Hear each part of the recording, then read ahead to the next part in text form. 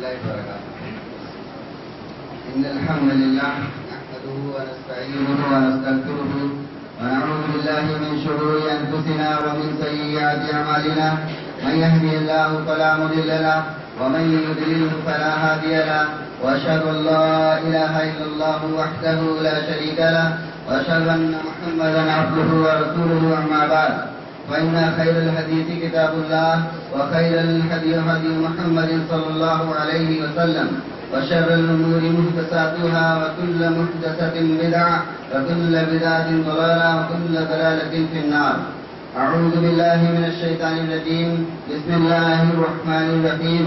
قل إن كنتم تحبون الله فاتبعوني يحببكم الله ويغفر لكم ذنوبكم والله غفور رحيم.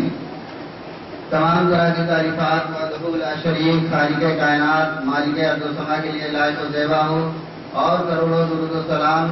اس ذات مطہرہ مقدسہ پر جن کا نام نامی اسم گرامی احمد مصطفیٰ محمد مصطفیٰ صلی اللہ علیہ وسلم.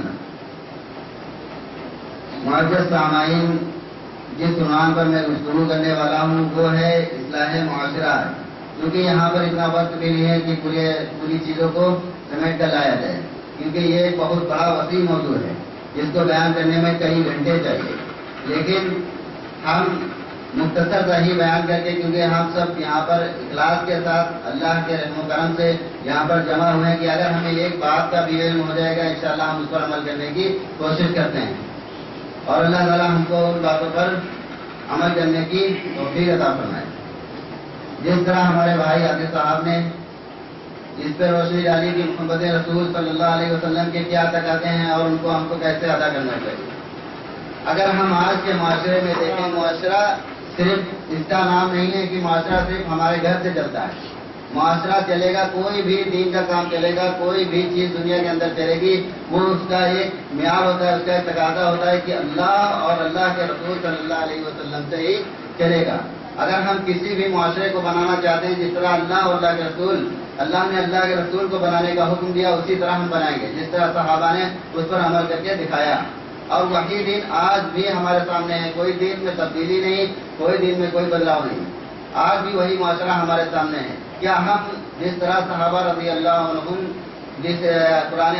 و حدیث پر عمل کرنے والے تھے، اس کے تقاضوں کو سمجھنے والے تھے، اپنے معاشرے کو بنانے والے تھے، کیا ہم اس معاشرے کو آج ویسا بنانے کی کوشش کرتے ہیں؟ آج سب سے زیادہ معاشرہ بنانے کا جو سب سے پہلا معیار ہے، جو سب سے پہلا تقاضا ہے، وہ ہے قرآن و حدیث کی تعلیم.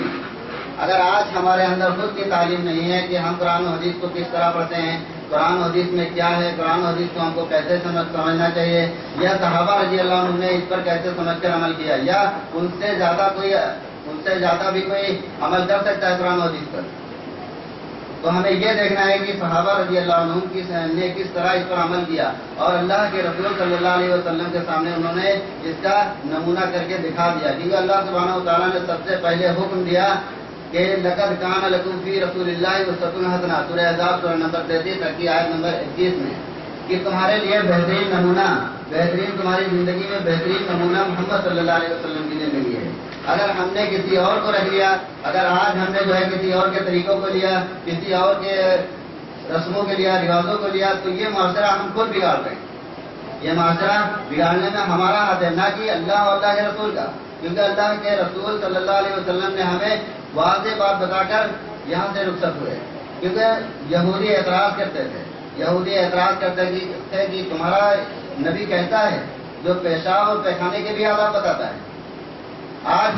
ہم خود اپنی زندگیوں کے اندر دیکھیں کہ ہم اپنے گھر میں رہتے ہیں، روڈ پہ چلتے ہیں، یا بازاروں میں جاتے ہیں، یا جو رشتہ داریوں میں جاتے ہیں، تو کیا یہ معیار اصلاح معاشرہ کے تعلق سے ہم جو بیان کر رہے ہیں، کیا ہم اللہ اور اللہ کے رسول صلی اللہ علیہ وسلم نے جس طریقے سے بیان کیا کیا اس تقاضے کو ہم ادا کر رہے ہیں؟ میرے بھائیوں، اگر ہم اپنی زندگی میں جھانک کر دیکھیں تو ہم ذرا سا بھی اللہ اور اللہ کے رسول کے راستے پر چلنے کی کوشش نہیں کرتے. جبکہ کامیابی، کامرانی یہی ایک دین ہے، یہی ایک ضابطہ ہے جس کی وجہ سے ہمیں دنیا کے اندر کامیابی بھی ملے گی، اور جو ہے ہم اسی کے سہارے جنت و جہنم کا فیصلہ ہوگا. ہم آج یہ بیان کرنے میں لگ جاتے ہیں، زیادہ تر عنوان یہی ہوں گے کہ جو ہے فلاں کیسا ہے، فلاں کیسا ہے، یہ کیسا ہے، وہ کیسا ہے. بھائی دوسرے کو دیکھنے سے کیا کیا پتہ ہم اپنے آپ کو پہلے دیکھیں، کیا ہم اس دین پر عمل کر رہے ہیں جو اللہ کے رسول صلی اللہ علیہ وسلم نے کیا ہے، رکھا ہے؟ محمد صلی اللہ علیہ وسلم سے محبت کا تقاضا جس طرح صحابہ رضی اللہ عنہ نے دکھایا، کیا ہم نے دکھایا ہے؟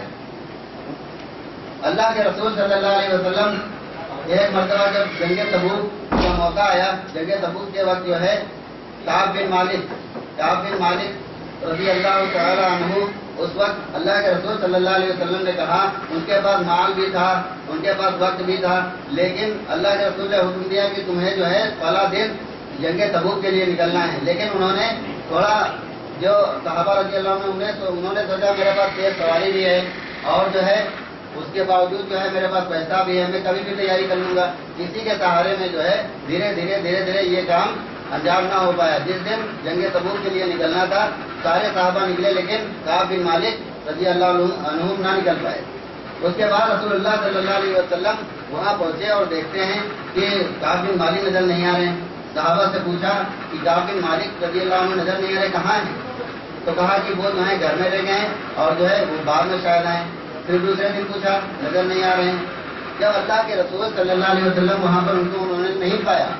تو لوٹ گیا، اور اس سے یہ بھی پتا چلا کہ اللہ کے رسول صلی اللہ علیہ وسلم اپنے صحابہ کے بارے میں کیا سوچتے تھے، کتنی محبت کرتے تھے وہ، کیونکہ وہ یہ دیکھتے تھے کہ اگر آج ہمارے بیچ کوئی عالم موجود ہے، اگر ہمارے بیچ کوئی علم والا موجود ہے، اگر وہ صرف یہ سوچ کر بیٹھا ہوا ہے کہ میں اس پر عمل کر رہا ہوں، بس حالات میں اس پر عمل کر کے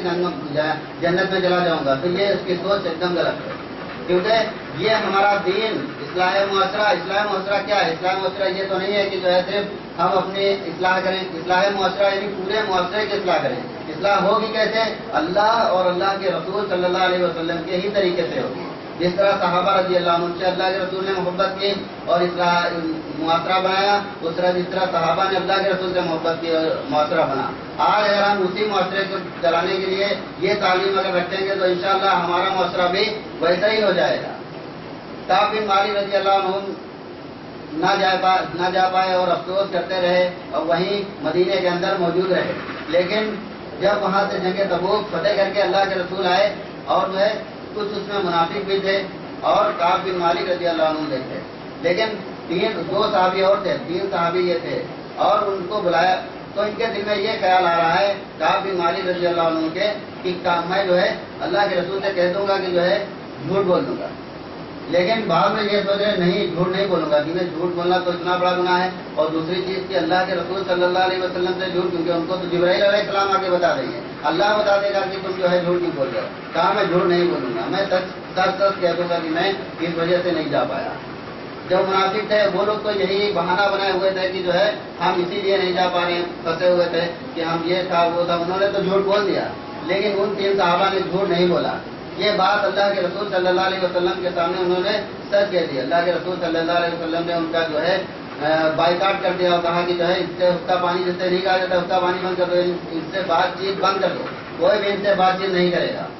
کعب بن مالک رضی اللہ عنہ روتے رہے اور کہتے رہے کہ میرا فیصلہ میں جھوٹ نہیں کہوں گا، میرا فیصلہ اللہ کرے گا۔ ان کے اوپر بھروسہ صرف کس کا تھا؟ اللہ پر بھروسہ تھا، اور کسی پر بھروسہ رکھنے والے نہیں تھے۔ کہا اللہ کے رسول صلی اللہ علیہ وسلم سے محبت کرتے اور جو ہے روتے اور کہتے اللہ تو جب تک فیصلہ نہیں کرتا ہے، جب تک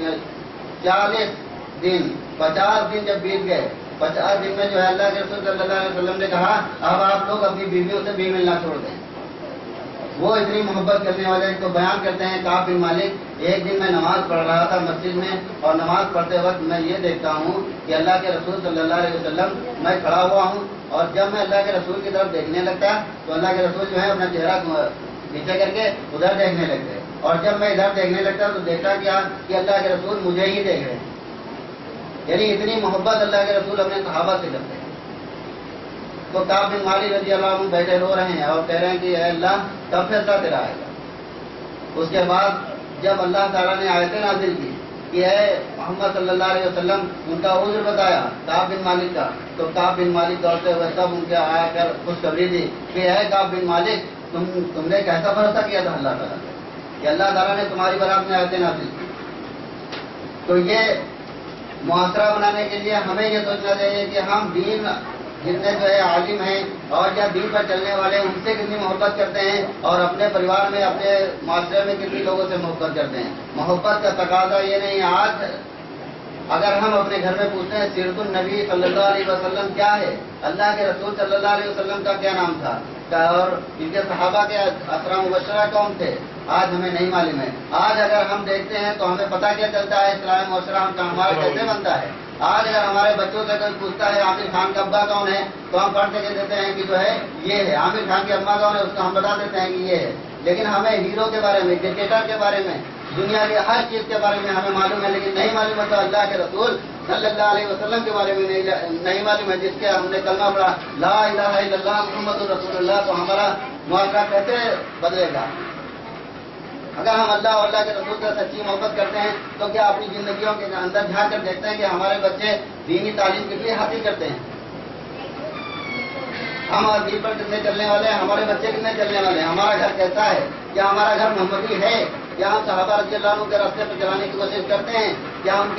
کے لیے ہم کوئی صحابہ رضی اللہ عنہ کی کوئی سیرت اپنے بچوں کے سامنے پڑھتے ہیں؟ نہیں پڑھتے ہیں. اگر ہمارے گھر میں آج اکثریت دیکھتے ہیں, ہم اپنے گھر میں دیکھتے ہیں کہ ٹی وی رکھا ہوا ہے, کتابیں ایسی رکھی ہوئی ہیں جو پڑھ کر ہمارے بچے علم کبھی حاصل ہی نہیں کر سکتے ہیں. تو ہمیں سب سے زیادہ اگر اصلاح معاشرے کو سدھارنا ہے, اصلاح معاشرے کو اللہ کے رسول صلی اللہ علیہ وسلم کے جیسا بنانا ہے, تو ہمیں سب سے پہلے کیا ہے کہ اپنے بچے کو دینی تعلیم یعنی قرآن و حدیث کی تعلیم دینے کی کوشش کرنی چاہیے. یہی ہمارا توفیق تھا اور اللہ سے دعا ہے کہ اللہ کہنے سے زیادہ ہم کو سب سے پہلے عمل کی توفیق عطا فرمائے, اور اللہ سے دعا ہے کہ ہم سب کو سننے سے زیادہ کہنے کی توفیق عطا فرمائے. وآخر دعوانا الحمدللہ رب العالمین. میں حافظ محمد شرافت صاحب کو دعوت دیتا ہوں کہ مشکل پر آئیں اور تلاوت کلام پاک